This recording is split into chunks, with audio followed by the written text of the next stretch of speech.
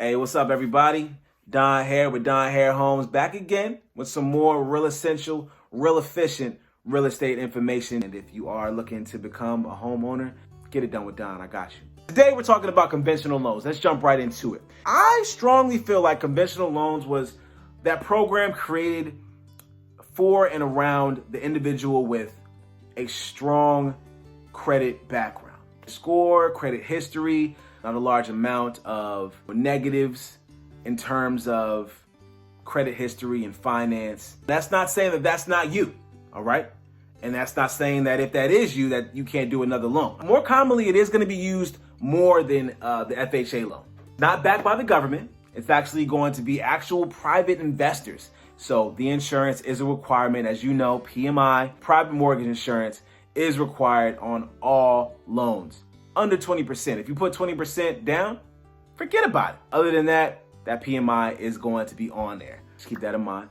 Talking about credit, your credit score, again, it is going to need to be higher than a 580, which is the requirement for an FHA. The requirement for the conventional loan, as far as credit scores go, you need to have a FICO score of about 620. That is the requirement under the conventional loans. Now, I keep saying the requirement under the conventional loans because there's a special thing called overlays. Every lender has them. Most every lender has them. You have your conventional loan requirements, and then you have additional requirements, overlays, that the lenders are going to have. So you go in there and say, hey, I got a 620 credit score. I'm ready to get this conventional loan underway. Let's go.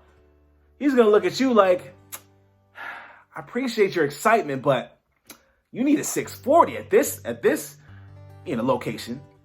And be like, what? Don't be surprised. Don't be heartbroken. It may very well happen. It's okay. It's okay. The home ownership journey gonna take a little bit more effort than that. So you might have to call a couple places to see who's gonna take that 620 credit score. You may find them. You may not. And at that point, you just may want to take a step back and just, okay, I'm gonna just work on my credit. Get it up to a 640, 650.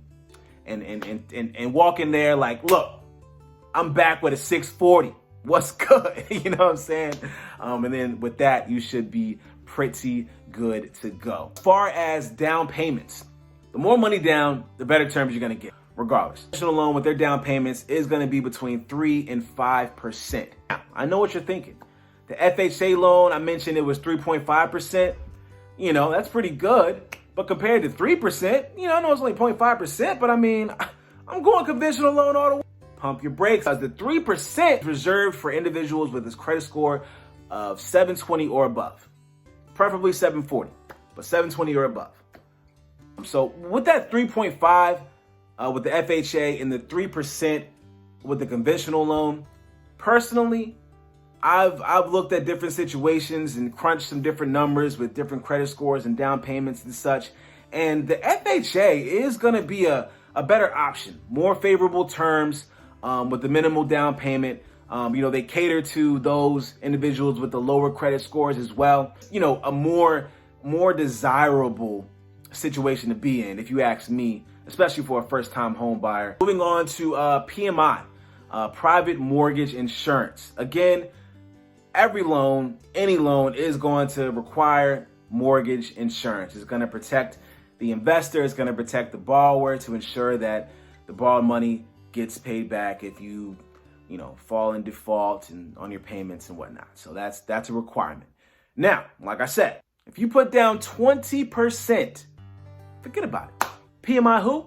20%, you don't need PMI. Anything less than 20%, you can bet your bottom dollar that PMI is going to be on there. A pro tip, with a conventional loan, once you get your loan amount to 20% equity in your property, that PMI can be removed. Hi, PMI. Reach out to your lender. They could possibly do an automatic valuation or just a straight up appraisal on your property to see if you have reached that 20% and see if they can get that PMI removed for you. Another key point with this conventional loan, the conventional loan can be used on a primary home. It can be used on a secondary home. It can be used on an investment property. Unlike the FHA, that home does have to be your primary residence. You do have to live there for a year, XYZ. The conventional loan, the world is pretty much yours. What you want to do, man, you could do it. You could do it. With those secondary homes and investment properties, the down payment on that is going to be larger. Just keep that in mind. They also have loan limit requirements. Basically, you're going to have a cap rate, a max rate that they can loan out for a specific property. Of course, it depends on your area and location. On average, I believe the cap right now is about $548,250. But like, for example, in California, it's closer to 900,000 for their loan limit requirements. So, look it up. You can find it online for your area and what the loan limit may or may not be. Obviously, you need to have some stable income, some sufficient income, at least 2 years in the same field, the same line of work, just like your FHA. You can't go from being a doctor to being a mailman to being a car mechanic. No, you know what I mean? You want to verify all of that information before approving you for any amount of loan. That's for sure.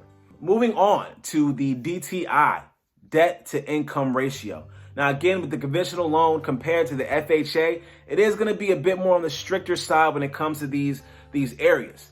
So the debt to income ratio should be below 36%. To make it make sense, you make $1,000 a month. 36% of that is $360. You cannot spend more than $360 a month on your bills. That will give you your debt to income ratio. It can go up to about 42, 43. I've seen cases that go up to about 50, but that's, case by case scenario for sure.